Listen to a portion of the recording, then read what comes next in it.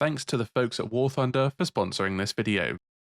Sea of Thieves has changed massively since launch. We've had several massive updates, gameplay changes, quality of life changes, and whole new systems. But I can't help but notice how much the art style, or maybe more so the marketing, has changed drastically from what we saw at launch. From the very earliest reveal, Sea of Thieves looked like the quintessential pirate game. It was bright, colourful, cartoonish. It's clear the visual design philosophy incorporated the bounciness and playfulness we've come to love from previous Rare games, while designs were stereotypical of pirates, and I mean that in a really good way. This slowly evolved in the run-up to launch, where character models, clothing, and environments were refined. The characters became a bit more cartoonish, which was a better fit for the game. Exaggerated features and builds mixed with grounded ships and pirate outfits made for a really nice combination. We saw this a lot in the marketing in the run-up and around launch. Everything looked straight out of Pirates of the Caribbean, the visual design was strong, the promo images had a shitload of cool looking characters too, and we saw this a lot with the launch cosmetics. While boring by modern gaming standards, they stood out because they were so believable, even in a somewhat magical world of Sea of Thieves. Even the most far out cosmetics, like the ghost set for example, were believable in the game's lore. This very much continued in the early days. We saw the Hungering Deep items be themed around the in-game creature. We saw the Bone Crush items that were meant to be trophies from fighting the skeleton fleets, and the Whaling Barnacle set made no sense, but it was cool. In fairness, it was meant to resemble cosmetics recovered from the bottom of the sea. How this bakes into Shrouded spoils, I have no idea, but it's cool nonetheless. Now, there is a game that has stayed true to its roots in terms of art style, and that is War Thunder. War Thunder is the most comprehensive vehicle combat game ever made, and is available now for free on PC, PlayStation, Xbox, and mobile. You can control over 2,500 tanks, planes, helicopters, and ships hailing from 10 different nations, ranging from biplanes to armoured cars to the modern fighter jets of today.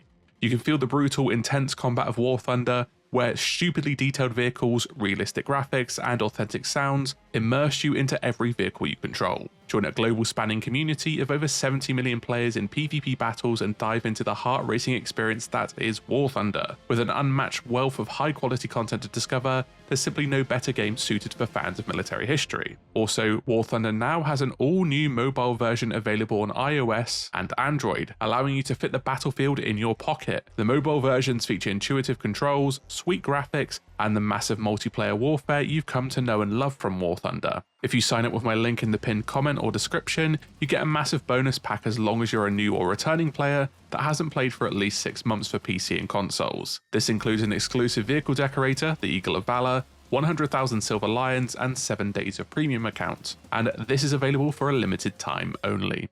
I think the first main shift we can really see is when the Pirate Emporium was introduced, but even then, I wouldn't say the visual style and marketing shifted heavily. We did get some tasteful rare IP sets, which could fit in with the game's style and still pay homage to the games they were based on. Some are pretty out there, like the big logos on some of the ships, or the Viva Pinata set in general, but it all made sense. The first ever Emporium items were pets, emotes, and the Bird and Bear set. Hell, even the first Thanksgiving set, the items of plenty, were banana themed, which matched Sea of Thieves and managed to be seasonal at the same time. Don't forget, alongside this, we would get a somewhat regular stream of cosmetics to earn. The pattern remained pretty consistent until the team dipped their toes into selling lore cosmetics in the Emporium with the release of the Shrouded Ghost set in September 2020. Vaults of the Ancients released with the Shrouded Ghost items in the Emporium. This is basically the equivalent of selling the Hungering One stuff we see in Season 15 in the store, and to this day, I remember Rare catching strays left, right and centre. People were pretty pissed. I'm sure I was at the time as well. I don't know if the backlash was enough to steer the ship away, but in the very next update, the Halloween items which were to go with the Fate of the Damned update were largely planned to be Emporium cosmetics, but some ended up being earnable. I mean, we did have the Reaper's Heart stuff before this, so maybe it happened even earlier. Shortly after this, the designs were to change again in Season 1, which came out in January 2021. The Lunar Festival ship set and costume marked a shift to seasonal items and more out there items that stepped out with the Sea of Thieves lore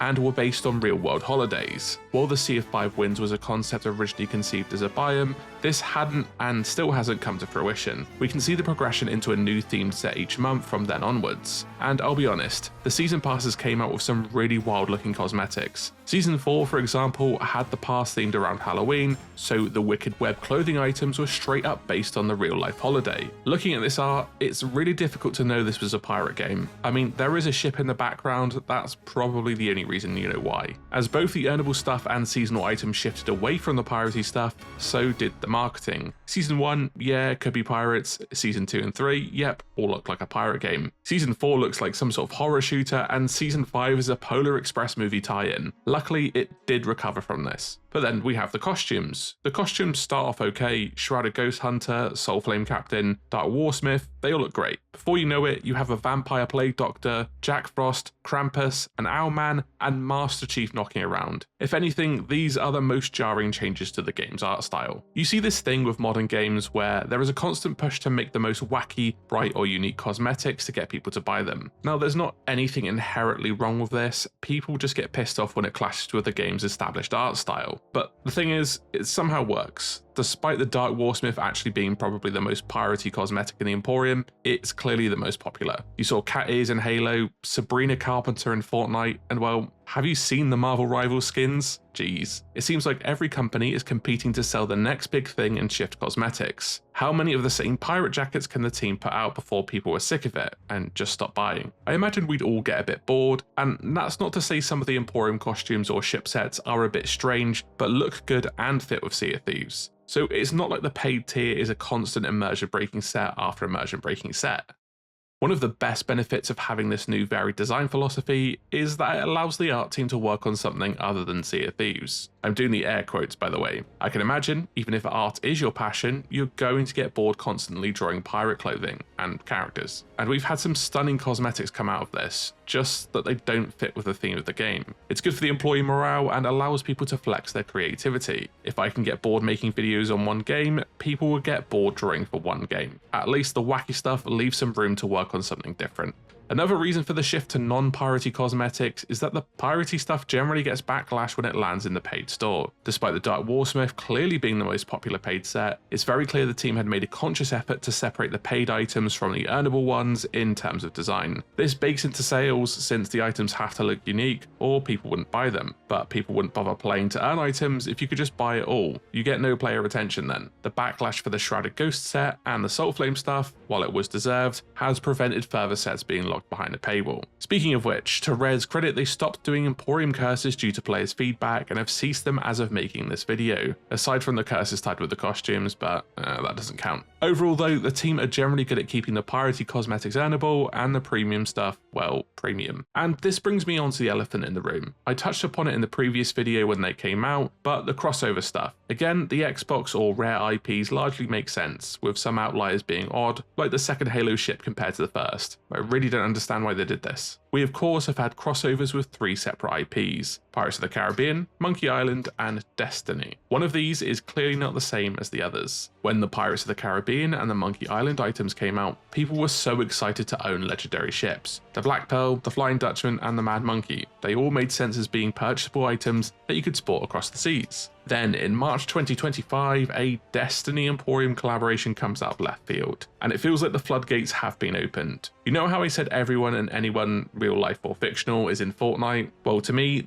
this feels like the beginning of what's going to happen to Sea of Thieves. It would be a really good way to attract interest from other fan bases, if I'm being honest. While I can't imagine Destiny and Sea of Thieves share that much in terms of a player base, someone behind the scenes must have access to those numbers, otherwise it wouldn't have even made sense to get past the conceptualization stage. I won't lie to you, I don't think the items fit really well, even if the actual items themselves look awesome. Nonetheless, the future of the Sea of Thieves is in an odd place when it comes to the Emporium, and if the Destiny stuff sells well, I can see an uptick in cosmetics being announced from different IPs. Hell, I'm shocked we haven't had anything from the Activision Blizzard stuff, but in fairness, there is a reason why the visual design has changed. I'd sooner have all these wacky cosmetics that I don't have to use, I just have to see, if it means the servers are up and running and we get constant updates. I think in this case, it might be a bit of a necessary evil, if you could call it that.